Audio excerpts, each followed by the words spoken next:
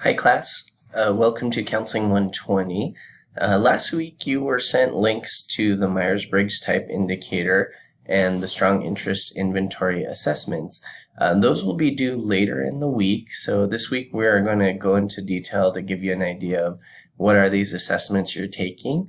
I am a Myers-Briggs certified practitioner. I was certified back in 2014, and so all of you have the opportunity to take both the Myers-Briggs and the Strong Interest Inventory, and we'll go through each of these assessments and give you a little background today.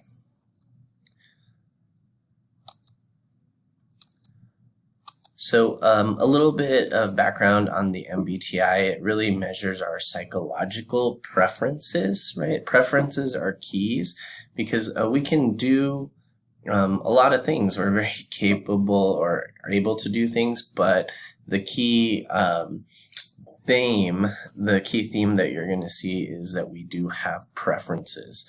And what the Myers-Briggs is helpful with in terms of the focus of this class is really going to be in terms of your career and major planning, but it's also used in a lot of other areas.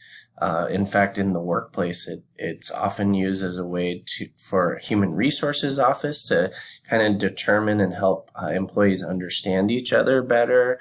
It's helpful in relationships. So some people even use Myers-Briggs type preferences to kind of determine like who your friends are or who your partners are.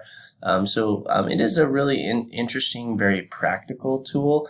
When I did my certification several years ago, I was one of a few career counselors, actually a majority of the folks at the certification put on by CPP, which is the company that owns and runs the Myers-Briggs and Strong.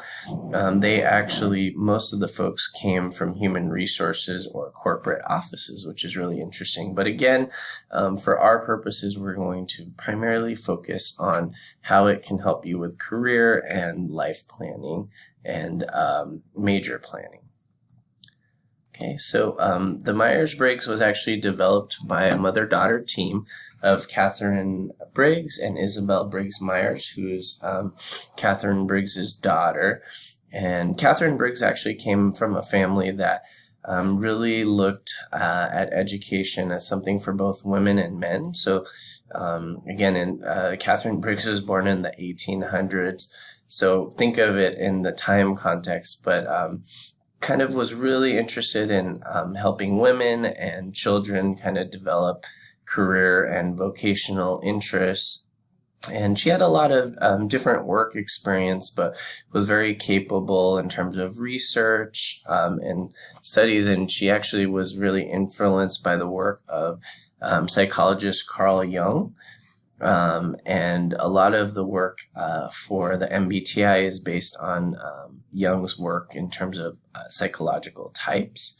So what Carl Jung believed is that people have innate or inborn predispositions or preferences, right? So he believes that these are influenced and shaped by our culture, our family, our education, and a lot of other things, right? So what I'll do is I'll give you an example. So if you can, write your signature on a piece of paper with your dominant hand. And now, once you've gotten to do that, try to write your signature again with your non-dominant hand, right? So we'll probably have a discussion this week on Canvas about this experience. So I'll post it so we can talk about it. But certainly you were able to write with your dominant hand and your non-dominant hand, but you had a preference, right? You preferred to write with one hand over the other. And that's kind of what Jung's theory kind of hits on in terms of kind of the dichotomies and types, okay? So with Jung's theory, we actually look at 4 pairs of opposites, kind of like our right hand and left hand if we're writing as opposites. But we do have natural preferences for these pairs of opposites. They'll also be known as dichotomies. So I'll use those kind of interchangeably in this lecture. But Jung believes that our preferences don't change and that they stay the same over a lifetime. But what does change is how we use our preferences and how often and accurate we can measure these preferences. So our environment and a lot of other factors can also play a role, right? So let's talk about those dichotomies, right? The 4 are E versus I. Extroversion versus introversion. That's how do we get our energy. Sensing versus intuition, S and N. How do we prefer to take in our information? T and F, thinking and feeling. How do we make our decisions? And then finally, J and P, judging and perceiving. How do we deal with the outer world? And I'll go through each of these, right? So the first is E and I, right? Do you have a preference for extroversion or do you have a preference for introversion? So how do we focus our attention and energy? So people who have a preference for extroversion focus their energy outward. They actually gain energy from interacting with others, right? People with a preference for introversion actually gain energy by bringing their attention inwards, okay? So reflection, memories, thoughts, and feelings, right? And so remember, this is going to be a key with all of the dichotomies that we use both preferences, but not with equal comfort. So this is going to be a theme for each and every single dichotomy. So as we go through this, think about, do you have a preference for extroversion or introversion as we go, okay? So here are some kind of examples. So introversion, attracted to the inner world, thoughts. You might want to interact with folks you know. Might be reserved or harder to get to know, kind of protective of your personal space, may need time to think about things before speaking.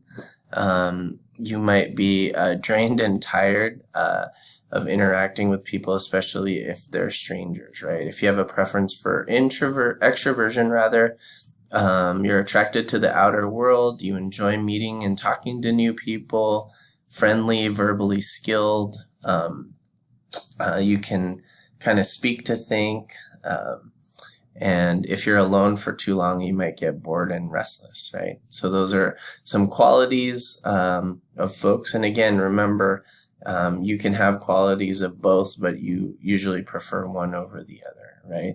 So here's an illustration for those of us who are visual. So the extroversion, again, going outward towards the external world, whereas the introversion with the energy and focus coming in. Okay. So here's just a few describing words that you can see for extroversion and introversion. And just think about that and reflect on that as you think of yourself, right?